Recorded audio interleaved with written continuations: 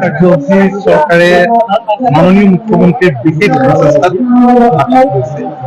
আজি মৰিগাঁও জিলাত চাইকেল বিতৰণ হৈছিল নৱমমান শ্ৰেণীৰ ছাত্ৰ ছাত্ৰীসকল, যিবিলাক প্ৰভিন্সিয়েলাইজ স্কুলৰ ছাত্ৰ ছাত্ৰী, গভৰ্ণমেণ্ট স্কুলৰ ছাত্ৰ ছাত্ৰী, আদৰ্শ বিদ্যালয়ৰ ক্লাছ 9ৰ ছাত্ৰ ছাত্ৰী, চাহ বাগিচাৰ ছাত্ৰ ছাত্ৰী।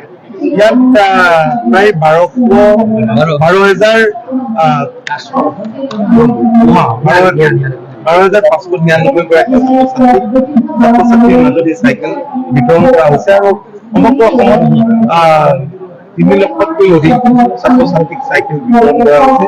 এই কথাখিনি আপোনালোকে গম পাইছে।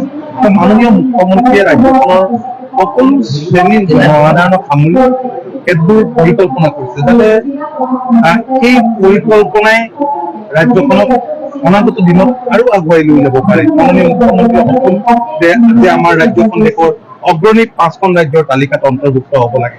তাৰ বাবে খুব ক্ষিপ্ৰতাৰে তেখেতৰ দূৰদৰ্শী নেতৃত্বত যোৱা 28 মাহত ৰাজ্যখনত বহু আঁচনিয়ে সাকাৰ ৰূপ পাইছে, আঁচনি ৰূপায়ণ কৰা সম্ভৱ হৈ উঠিছে আৰু আমাৰ দৃঢ় বিশ্বাস যে অনাগত দিনত ৰাইজৰ আমাৰ প্ৰতি সদিচ্ছা থাকিব আৰু সহযোগিতা থাকিব।